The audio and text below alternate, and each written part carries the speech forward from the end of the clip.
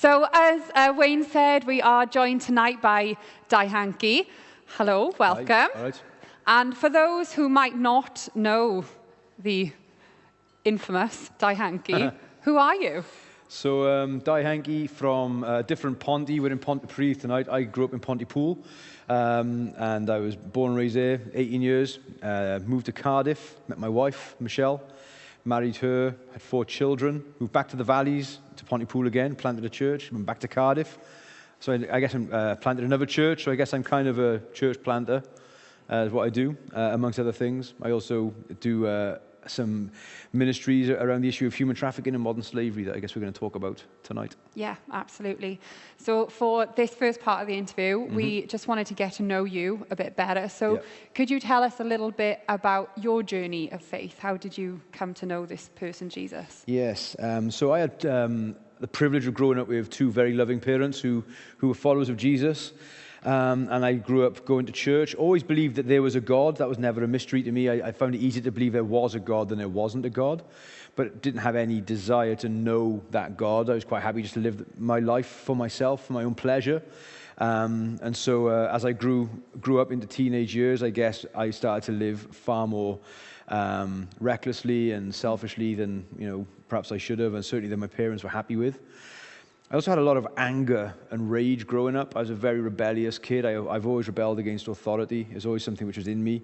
And I think my parents clocked by the time I got to about the age of 12 or 13 that if they forced me to keep going to church at that age, then I probably would have really rebelled against it. So they actually gave me the freedom. They said, look, you can go to church if you want. If you don't, we're not going to make you come, at least not twice on Sunday. Yeah. And all the other things which they would have wanted me to have done. They said it's up to you, really, and I voted with my feet and just did what most of the kids do in the valleys. Just spent Friday nights on the streets, causing trouble, hanging out with my mates, and didn't really think much about it. But there was one thing which I guess was almost like a shadow that stalked me. The older I got, and the more bad things I did, and the murkier, I guess, my life got, the more often I would go and lie on my head on the pillow at the end of the day. I got some really clear memories, even now, 30 plus years on, of lying my head on the pillow at the end of the day and just hating what my life was becoming, really angry with decisions I'd made, felt guilty, felt ashamed of certain things I'd done, and didn't know how to shake it apart from so I would always fall asleep with the television on because I didn't like being left with my own thoughts to go to sleep, and I always wanted to run away and find people to be around or noise to try and block it out, but I just couldn't get away from it. It's like a shadow. I couldn't get away from this guilt that followed me. Now, one day, a friend of mine said, do you want to go on a youth camp in the summer? And he didn't sell it to me as this is a Christian thing. He sold it to me as there's sport and there's girls. That's the only reason that I went. And so I was happy to go. My mum paid. She was obviously praying her socks off, I'm sure. Yeah. I went. And long story short, this old bloke, the most uncool person you can imagine, just explained, from opening the Bible, explained why I hated my life so much. That there was a problem in my life called sin. I was a sinner. I didn't have any problem believing that. I had no problem. I'd heard the language before, but it just made sense. But then he said, but God still loves you. God's not done with you. God, he knows you exactly as you are. You haven't got to pretend. This is who you are, but this is how much God loves you. And he explained in really simple terms that a teenage yob from the valleys could understand that Jesus died on the cross. He was essentially beaten for the things I was beating myself up for. Do you know what I mean? Yeah. And the things which I wish I could change, he died as if he had been the ones that had done those things, and he died in my place because he loves me, and that he rose again. And this old dude, Owen Jones, love that guy, just said, trust Jesus. And I remember I arrived on the Saturday, and by the Tuesday night, in floods of tears, I sat on a little wall on this camp and just said, God, if you want me, you can have me. I'm so sorry for what I've made of my life. I was only 15, but even by 15, you can have done a lot of bad things and have a lot of crud in your life. And as I prayed, it just felt like somebody just sucked all of this guilt out of my life. I felt clean on the inside for the first time in my life. It's the best feeling I've ever had. Now, it's 31 years ago now. No, 29 years ago. And it's still the best thing that's ever happened to me. Yeah. That moment. Yeah, he changed me. And part of the reason I think I cried, it felt like I was at my own funeral. I felt like the old me was gone. I knew I was saying goodbye to the old me, the old way of life, the old way of doing things, the old selfish, angry Dai. And I was like, but I was becoming a new person. I felt like, and I knew everything was going to change from that point forward. And it was like standing at the graveside of my old life. And not a lot of people know this, but my name's actually not Dai. My name's David, right? Like most Valley boys who are called David, they're called Dai for sure. But I was never called Dai until I went on that camp. And these two boys from Bridgend started calling me Dai. So I went on that camp as David Hankey, became a Christian, went home Dai Hankey, almost like with a new identity. Yeah, that's amazing. And I've kept it because like my life changed that day. Yeah. So that moment for you was a moment of transformation. Huge. A freedom moment from the person that you were. So free, yeah. I mean, hear me, like, I'm still not the finished article now, and back then I certainly wasn't. I was so rough around the edges. But I changed. Like, there's no denying that the grip that the things had on me. Yeah. It was almost like God broke the devil's fingers. So although he was trying to grab onto me, he just didn't have the same power, and I've been set free from all kinds of murky things. And like you said earlier, you've obviously been involved with a lot of churches in different parts of South Wales. And I guess you would have met a lot of people through doing that. People that would have had very different backgrounds to you maybe, but who would have had that same freedom encounter with Jesus. And has that been an amazing thing to see so many different types of people come to that place? Definitely. One of the privileges of my life is I get to do stuff like this. I've met so many people from so many backgrounds. And the beautiful thing with the Christian message is it's not just for good people, because there's no such thing as good people. We're all wretched. It's just like some of us are better at hiding it than others. Do you know what I mean? Yeah. But like, whether people have like lived generally like good, decent, upstanding lives, or like they've done crime and spent time in jail, or they're addicted to things or whatever, it's the same gospel that changes everyone, and that makes us brothers and sisters. Like, do you know what I mean? So like the same God that that saved you is my God as well. Yeah. So your story is different than my story, but we both got that in common. Yeah. And I love as well being able to look anybody in the eye and say, I don't care how bad you think that what you've done is. God's got more love and more grace, and you've got crap. Yeah. Do you know what I mean? And that's a truth. Like that's a truth that's liberated my life, and so I'll tell anybody that if they'll listen. Could you tell us what is Red Community? Yeah. So to kind of link the two bits of the story together. In 1992, I became a Christian, and I knew then my life was God's to do what He wanted with, and that's led me on all kinds of adventures, including starting churches, prison ministry, that sort of thing. But one of the issues that God, back in 2012, so literally 20 years after I became a Christian, that God really laid on my heart was the issue of human trafficking and modern slavery, which I knew nothing about until 2012. And I knew that, it's a long story, which is probably too long to go into tonight, but God arrested my heart with it, and I knew I had to do something about it. I discovered in 2012 that back then they estimated there was about 27 million people in the world living in slavery. That number is now estimated to be more like 40 to 45 million people in the world living in some form of slavery or exploitation. That equates to about 1 in 200 people on planet Earth is a slave. Wow.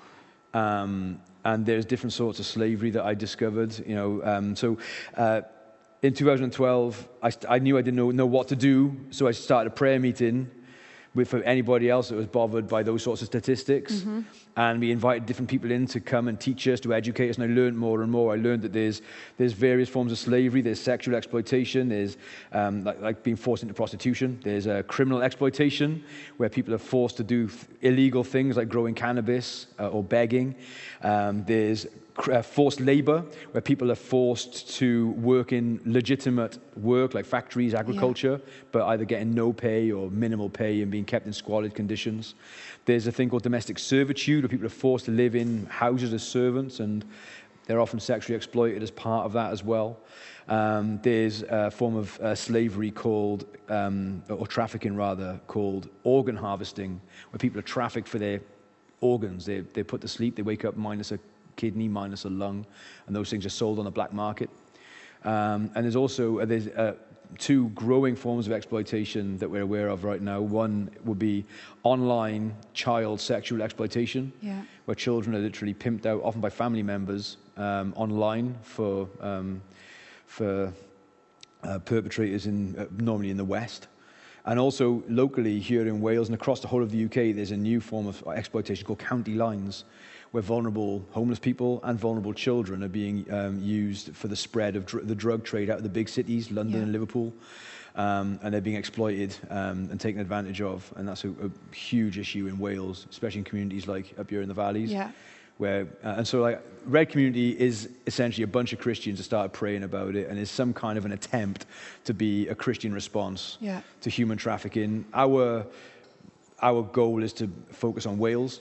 You know, we're not big enough to look at beyond that. You know, the UK would be too big for us, but the world, certainly that problem is colossal. Yeah. But we're just trying to shine a light on slavery in Wales, to pray about it and to provide a compassionate response.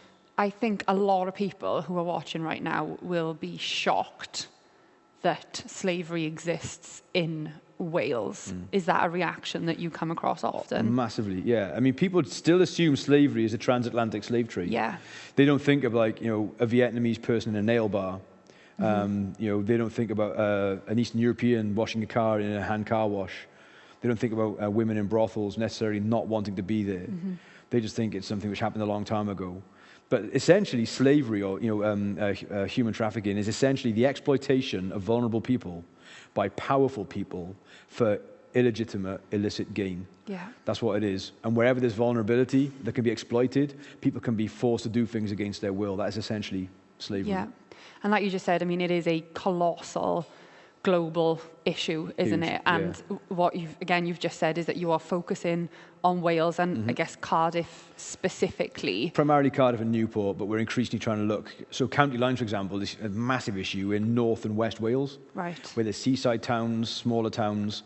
Up in North Wales, the kind of drug gangs out of Liverpool are just sort of like just hitting North Wales coast hard. And here in South Wales, you know, the London and the Birmingham drug gangs are pushing hard into, you know, our towns and cities as well. So, you know, it's a huge issue, even in Wales. And one of your responses to that would be Manumit coffee. Yeah, that's right. So what's Manumit coffee all about? So, as succinctly as I can, one of our projects we set up with Red Community was a befriending project called Embrace, where we train up men and women from local churches to offer the gift of friendship to survivors of human trafficking who've been rescued and are trying to get their lives back on track. There's a lot of those living in South Wales, and so we work with partner agencies. We just connect befrienders with people that need friendship. Through that, we got fed back to us pretty early on in that project, back in about 2016, 17, that a lot of the women who were being befriended really wanted to get back into work. Yeah. But the thought of a 9 to 5 in a normal job after the trauma they'd been through was just too daunting a prospect. So could we provide a means of employment for them to help them just rebuild their hope, their confidence, get some skills, and ease them back into a normal life of work again? And so we dreamt up Manumit Coffee Roasters, which is a small factory unit in Cardiff where we just train and employ survivors of modern slavery in Cardiff to roast coffee, to pack coffee, to ship coffee. And then we just hear them out. We give them coaching, and we ask them, what is it you want to do with your life? What direction do you want to go in? And then throw whatever we can behind them to try and help them to rebuild their lives and get back into work. That's fantastic. Yeah, so it started in 2017. I think we've had about 10 survivors who've worked with us so far from 10 different countries. Wow. We've had victims of county lines, victims of sexual exploitation, victims of criminal exploitation, victims of forced labor. I think we had 2 men, 8 women, 4 women working with us at the moment. And it's one of the privileges of my life to be doing it, to be honest. And as an aside from that, you can buy Manumit coffee You can online. buy Manumit coffee online. Yeah, so that's manumitcoffee.co.uk. Yeah, and every bag literally is packed and roasted and packed by survivors of modern slavery here in Wales. I think a lot of people, when they think about something like human trafficking, might think about like a film like Taken or something like that, you know, was sort of like the Hollywood dramatization of trafficking, or they might think of something that is so dark, so enormous that there is just nothing that can penetrate it. Yeah. What would you say to that? There's a degree to which that's right, in that it is dark. I mean, I know great fear. I know that the things I do, there are criminal gangs behind all this, and so there is a reason to be mindful that it's not like a simple case of, You know, just like, you know, it's not just a good project, you know, or a good thing to do. You know, sometimes I have, you know, sleepless nights, and I feel quite, you know, anxious by the things I know I'm involved in. But there's a beautiful story. I share this regularly when it comes to, so all I'm doing is trying to do what this little girl in the story has done, right? There's a story about a little girl lived near the sea, and there was a tidal surge one night, and the surge brought in, you know, thousands and thousands of starfish and dumped them on the beach. The sea receded, and the starfish were left baking in the sun. So this little girl comes down to the beach the next day, and she sees all these drying out starfish, and she just like runs down and starts like lobbing these starfish back in the sea. And this cynical old man comes down and says to the little girl, "You're wasting your time. You can't make any difference." And she picks up a starfish, lobs it back in the sea, and says, "Well, I made a difference to that one." And I just think it's one of those issues where you can either be daunted by it to the point where you're paralyzed into doing nothing, or say anything is better than nothing. And essentially, Red Community and Manumit Coffee is my anything. Not just me, but the trustees of Red Community, and especially my friend Nick, who I run Manumit with. Like, it's not just me; there's others of us involved. But you know, we're just trying to, you know, do what we can in light of horrible global situation. And I guess that's a practical offer of hope to the people who you are coming into contact with. But knowing your personal story, that hope doesn't end there. No, I mean, so for me, everything that I do is an expression of the hope that I found in Jesus. Unashamedly, do you know what I mean? Like, if I hadn't been saved at the age of 15, if God hadn't changed my life, I wouldn't have hope. I certainly wouldn't care about other people's suffering. I'd be too busy either, you know, wallowing in my own self-pity or causing suffering for other people. So everything that I do is just an expression of that hope. And I often, you know, say, and this isn't a joke, I personally feel like a slave who's been set free. I wasn't enslaved like the things we just talked about, but I was a slave to anger. I was a slave to lust. I was a slave to self-hatred. I was a slave to all kinds of, like, you know, passions that welled up that got me into all kinds of trouble. And God set me free from that through what Jesus did.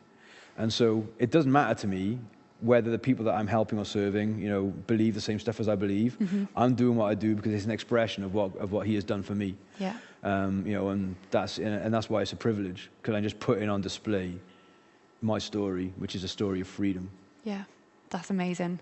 Thank you so much for sharing with us tonight. It has been eye-opening, and like we said, for people who maybe are thinking, well, I actually want to try and do something to help, buying the coffee, log on to Red Community, find out a bit more about that. Drop me an email. You know, again, even if you don't share my faith, like, I would still love to help you to get involved and get connected. But if you want to know more about my faith, I'll share that as well. But we just want to shine a light on it and see things done.